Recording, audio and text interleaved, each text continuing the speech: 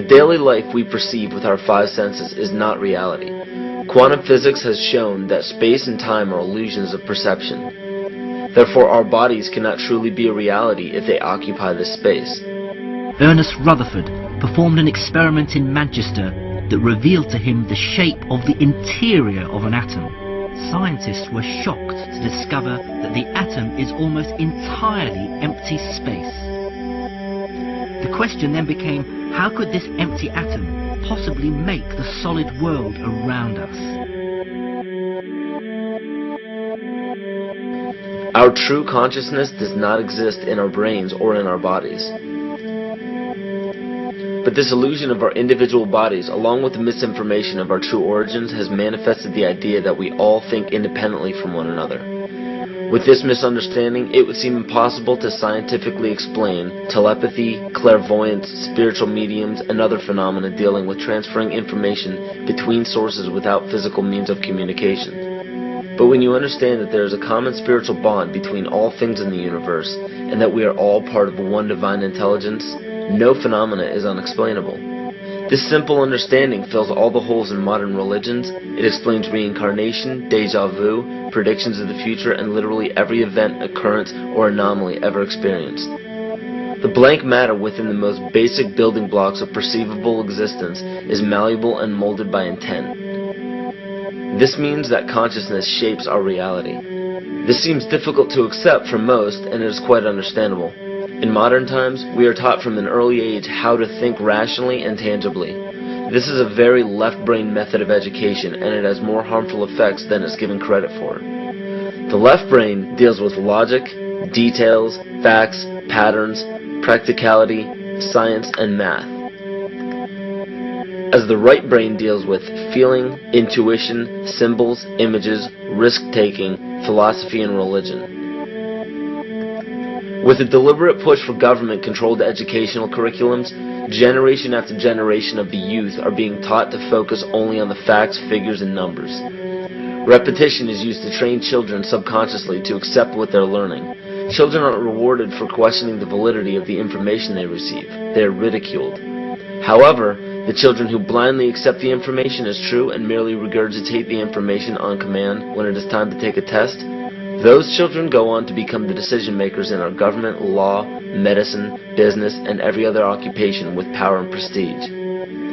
The most detrimental effect of being pushed away from holistic thinking with the full brain into a strictly left brain thought is what is known as the suppression of the feminine. Every male and female have both feminine and masculine qualities. It has nothing to do with man or woman.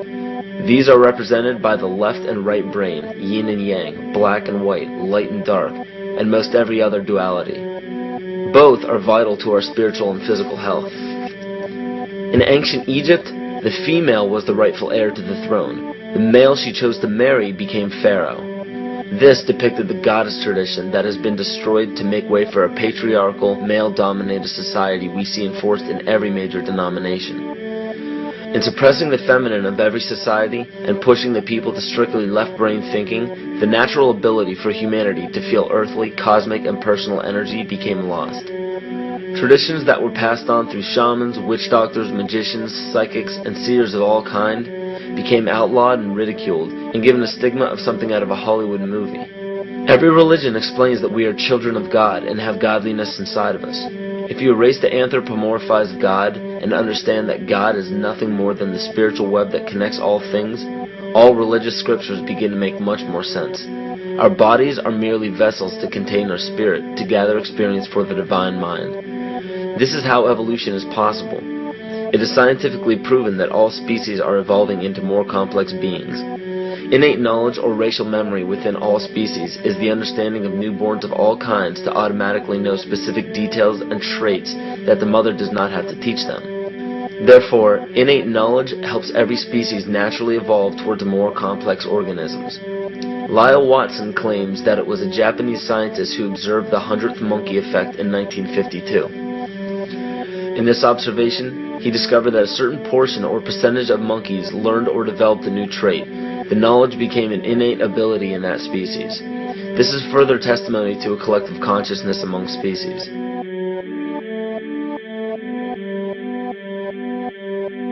Everything in existence has a natural vibration to it, from our atoms all the way to the vastness of the universe. To show a simple connection between the earth and our bodies, take a look at our body's harmonic focal points, better known as our chakras.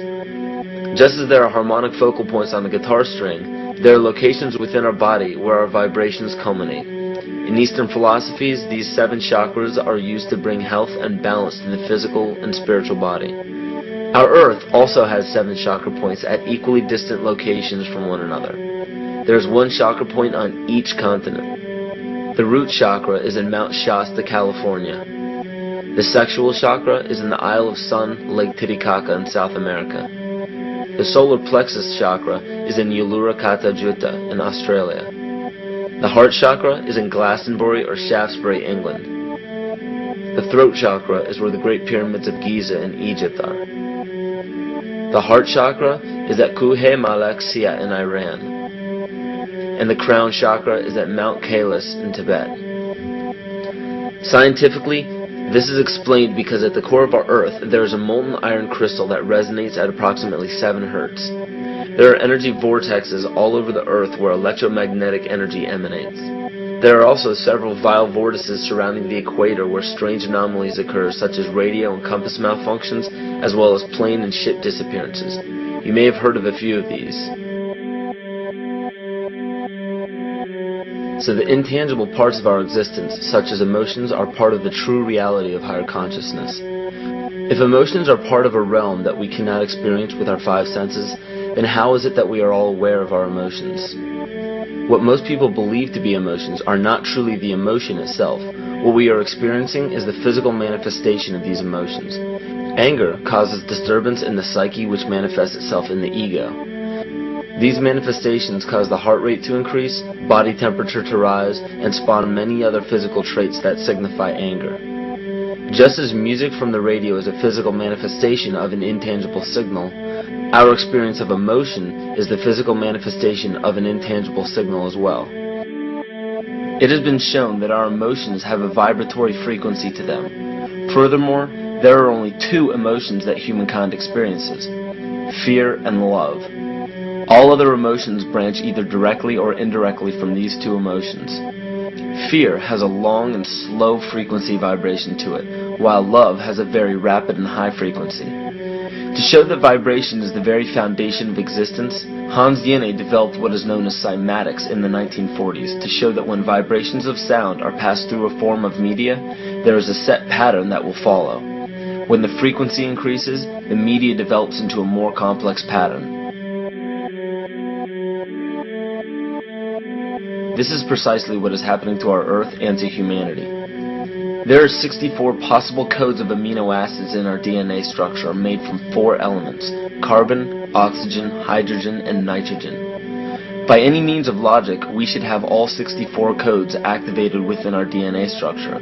Yet we presently only have 20 active codes.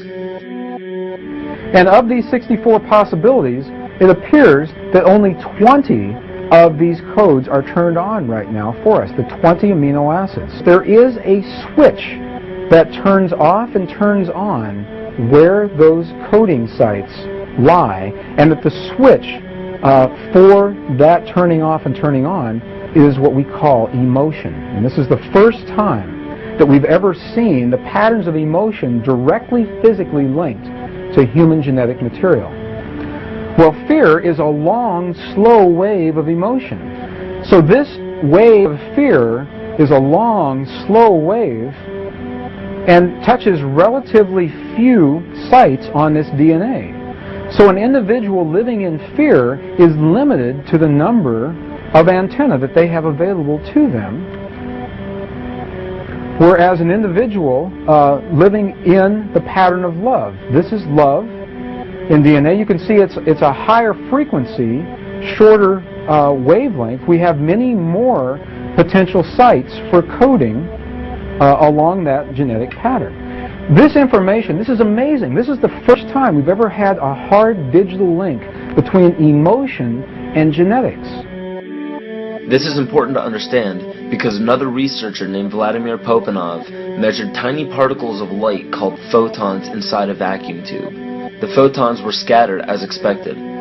A sample of DNA was then entered into the vacuum tube and they measured the photons again. They found that the particles of light aligned themselves along the axis of the DNA.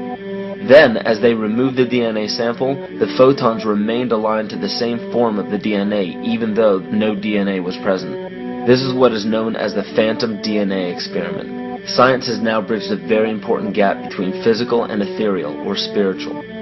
Our emotions directly affect the structure of our DNA, which directly shapes the physical world we experience every day. So the messages left by the ancients that we've explained here were more than just prophecies about a one-world government or a new world order.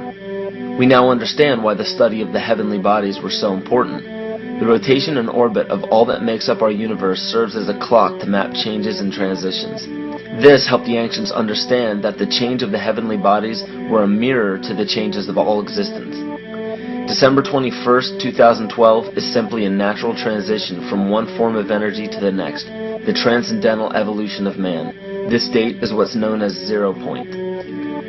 Our sun, as well as our planet Earth, is losing its magnetic field as the Earth is slowing in its rotation. All the while, its base resonant frequency, also known as the Schumann cavity resonance, is increasing in accordance with the predictable sequence of the Fibonacci theory.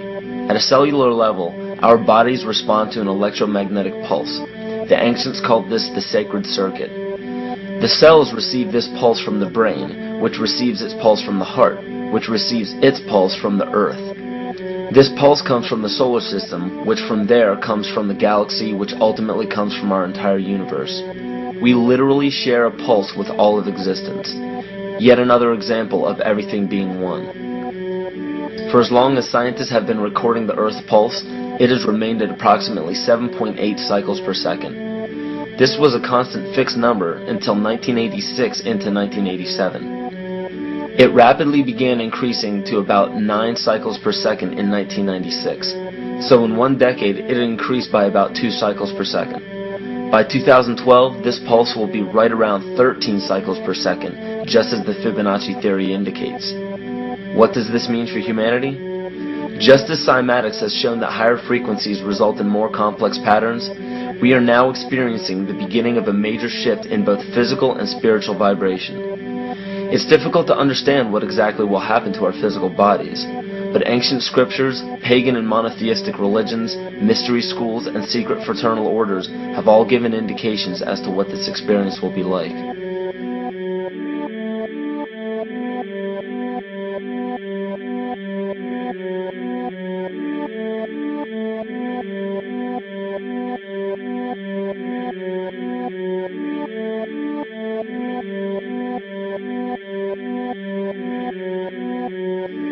This will be the shift of the ages, the transcendental period of monumental changes to humanity. Those unprepared for this transition will likely not be able to cope with the rapid changes in the psyche. The only way to prepare for what is to come is what we have sought after for our entire lives: truth. Not the truth about governments, commerce, religions, terrorism, or anything external, but the truth within ourselves, within our psyche and our shadow self. Especially in Western cultures, we are taught that being normal means only being happy and never sad, only loving and never angry, only forgiving and never jealous. This sounds plausible, but it is not.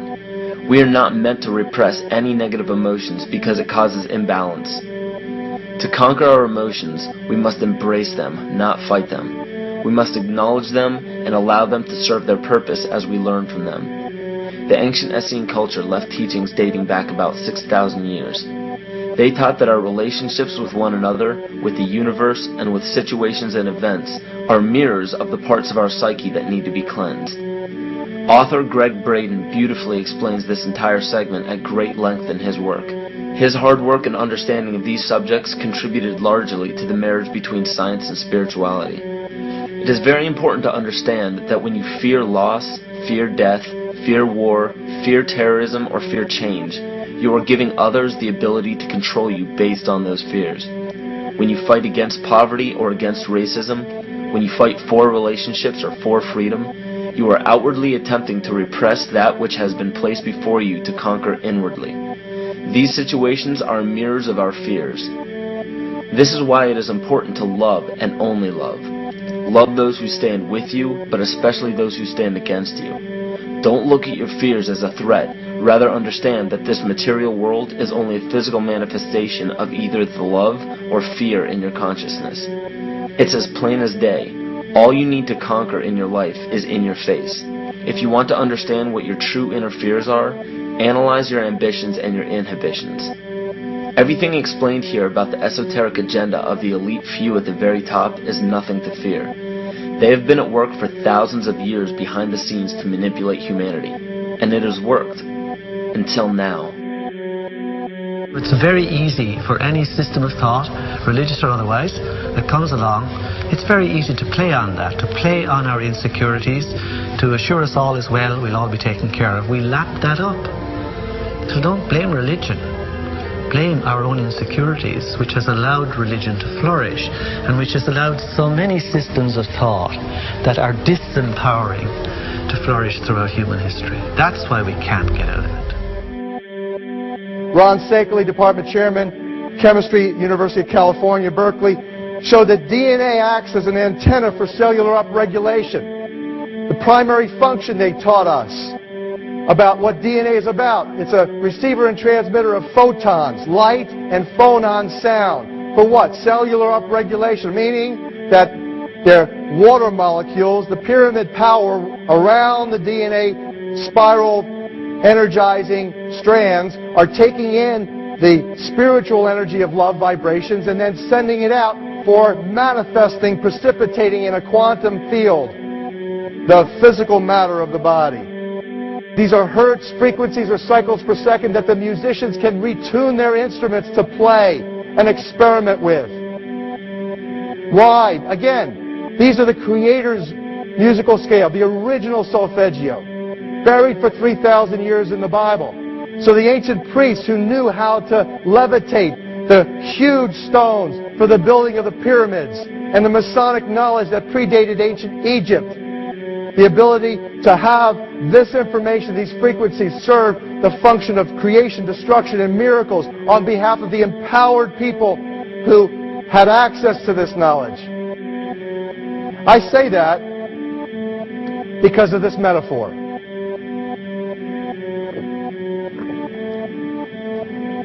This is the difference between the power of our Creator and anything else, particularly evil. That you can go into a pitch black room full of evil, full of darkness, and light a little candle, and instantly that darkness flees. But you can't do the opposite. You can't go into a well-lit room full of truth and wisdom and righteousness and joy and health and harmony with the universal power. You can't take any amount of darkness and go into that well-lit room and have any effect whatsoever. That is the metaphor which I frequently think of when I think that I'm not empowered. It is the greatest lesson for me, and I think for everybody else, to know that we're on the winning side and that we win in the end. As you are watching this, understand that it is not a fight to be fought. It is not a war to be waged.